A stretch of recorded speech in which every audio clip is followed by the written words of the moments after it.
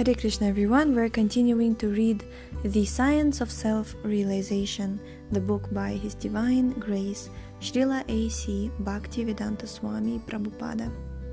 Chapter 6, Finding Spiritual Solutions to Material Problems, and this section is called The Tiny World of Modern Science. Karandhara Dasa. The basis of what the scientists call scientific integrity is that they talk only about what they can experience through their senses. Srila Prabhupada. Then they are suffering from what we call Dr. Frog's philosophy. There was once a frog who had lived all his life in a well. One day, a friend visited him and informed him of the existence of the Atlantic Ocean. "Oh, what is this Atlantic Ocean?" asked the frog in the well. "It is a vast body of water," his friend replied. "How vast? Is it double the size of this well?" "Oh, no. Much larger," his friend replied. "How much larger? 10 times the size?"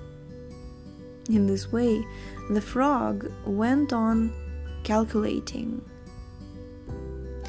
But what was the possibility of his ever understanding the depths and far reaches of the great ocean?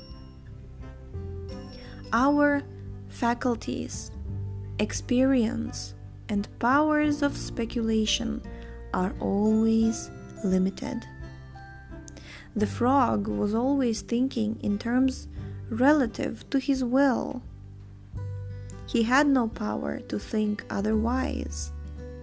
Similarly, the scientists are estimating the absolute truth, the cause of all causes, with their imperfect senses and minds, and thus they are bound to be bewildered. The essential fault of the so-called scientists is that they have adopted the inductive process to arrive at their conclusions.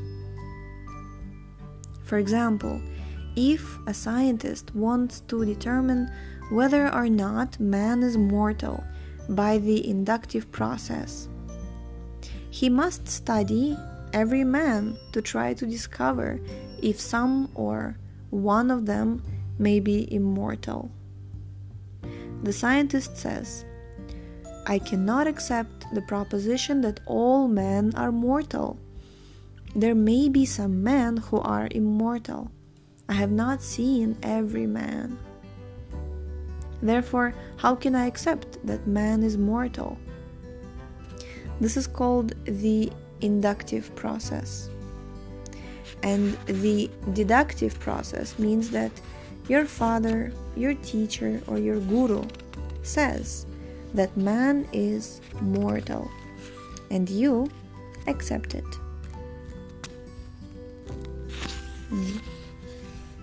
Dr. Singh.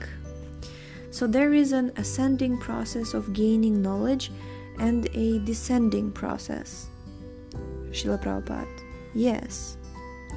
The ascending process will never be successful because it relies on information gathered through the senses, and the senses are imperfect. So we accept the descending process. God cannot be known by the inductive process. Therefore, he is called adhokshaja, which means unknowable by direct perception. The scientists say that there is no God because they are trying to understand by direct perception. But he is adhokshaja. Therefore, the scientists are ignorant of God because they're missing the method of knowing him. In order to understand transcendental science, one must approach a bona fide spiritual master, hear from him submissively, and render service to him. Lord Krishna explains this in the Bhagavad Gita 4.34. Tadvidhi pranipatena pariprashnena sevaya. Dr. Singh. There is a scientific journal called Nature.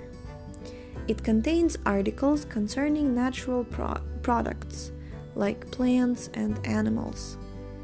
But it does not mention God, only nature. Srila Prabhupada. We may correctly observe that plants are being produced by nature, but we must ask, what has produced nature?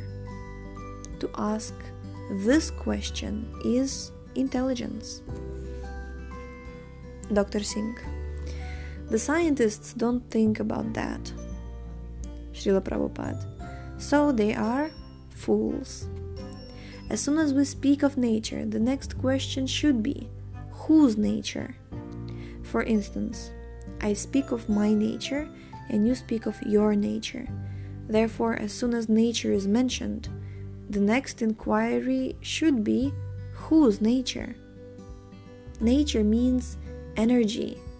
And as soon as you speak of energy, you must accept that there is a source of that energy. For example, the source of electric energy is the electric powerhouse. Electricity is not produced automatically. We must install a powerhouse and a generator. Similarly, in the Vedas, it is said that material nature is working under Krishna's direction. Dr. Singh. So do you mean to say that science has started from an intermediate point, not from the original point? Srila Prabhupada. Yes, that is it, exactly. They are ignorant of the origin.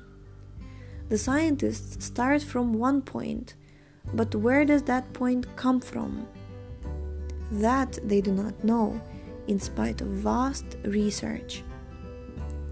One has to accept that the original source is God, who is full of all mystic powers and from whom everything emanates.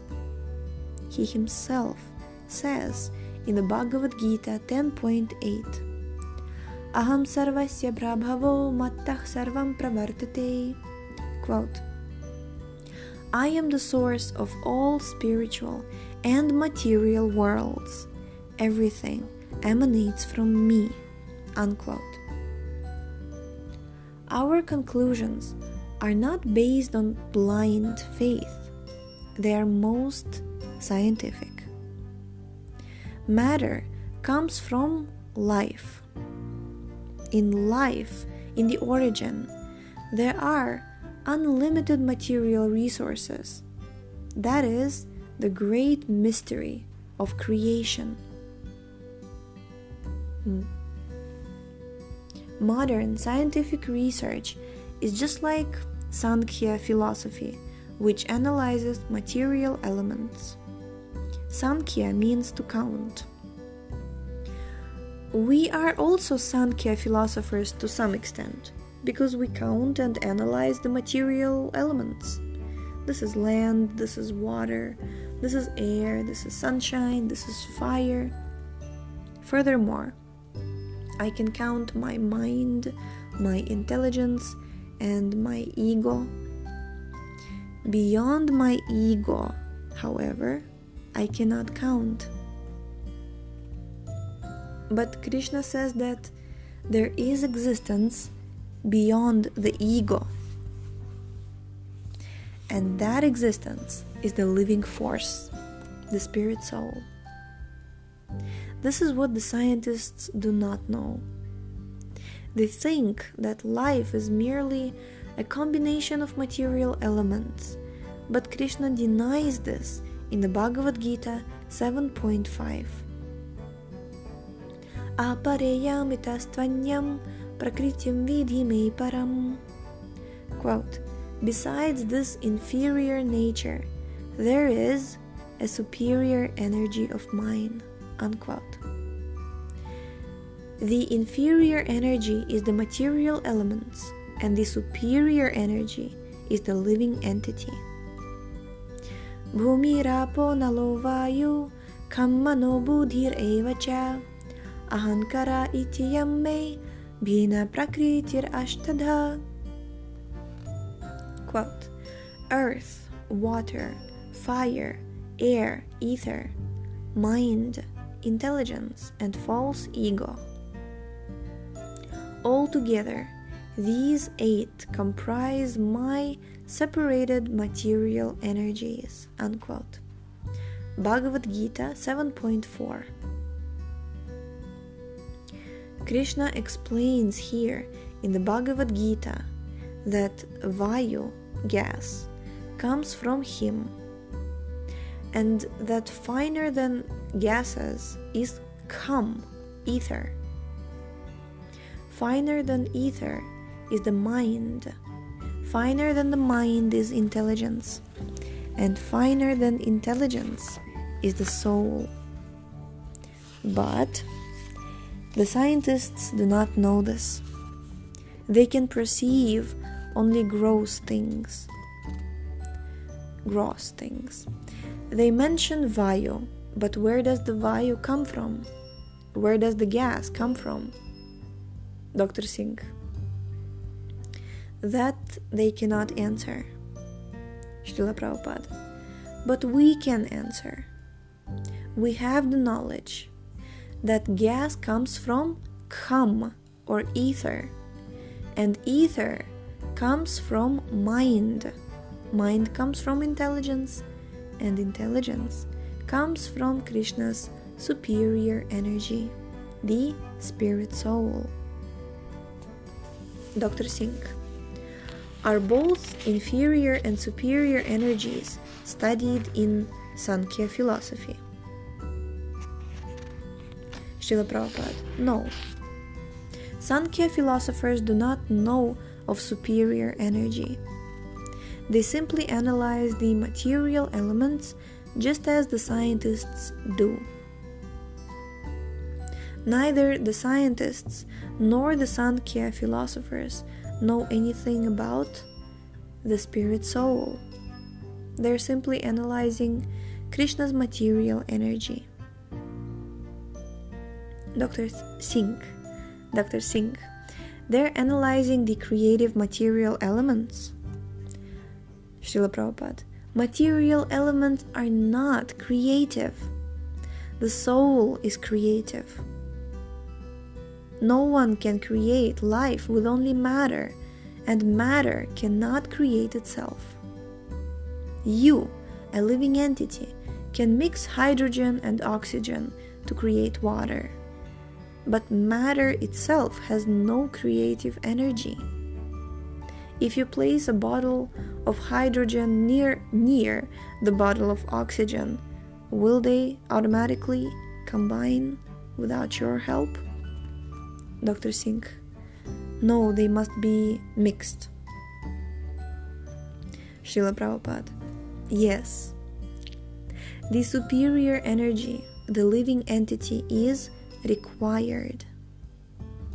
Oxygen and hydrogen are inferior energy, but when the superior energy mixes them, then they can become water. Inferior energy has no power unless superior energy is involved. This sea, indicating the Pacific Ocean, is calm and quiet. But when superior force, air, pushes it, high waves are created. The sea has no power without the superior force. Similarly, there is another force superior to the air, and another, and another. until we arrive at Krishna, the most superior force. This is real research. Suppose a railroad train is just starting to move.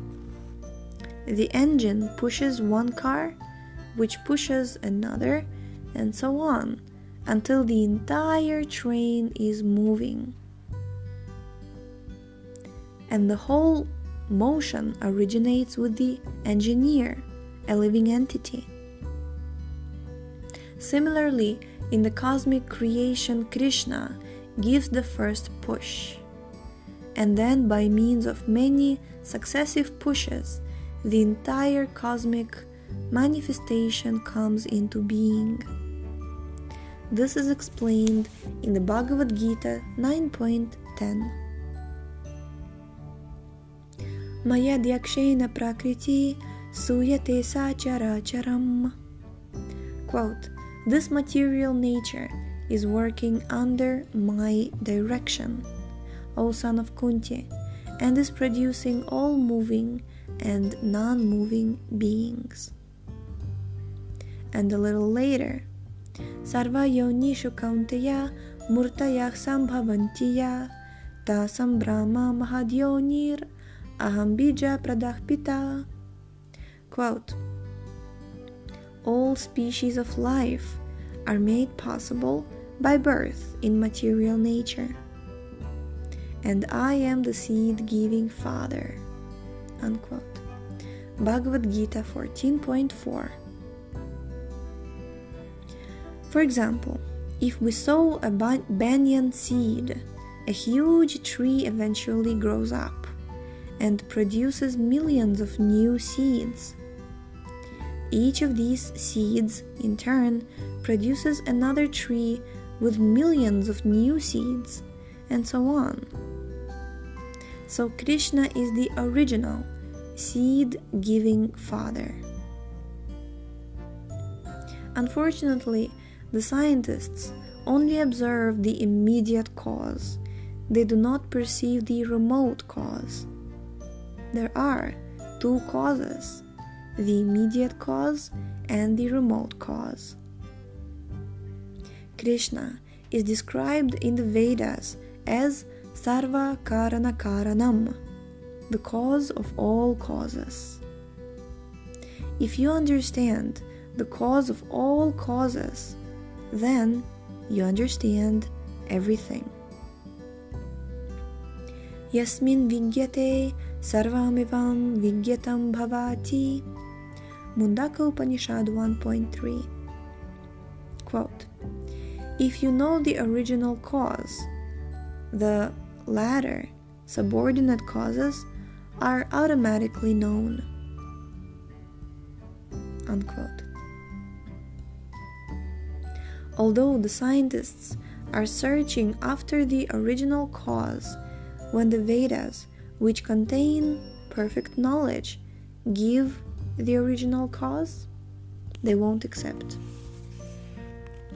They keep to their partial, imperfect knowledge.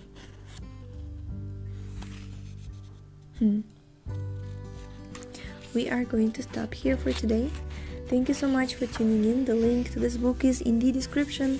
Check out our website shravanamdiaries.com, and we shall see you tomorrow. Hare Krishna.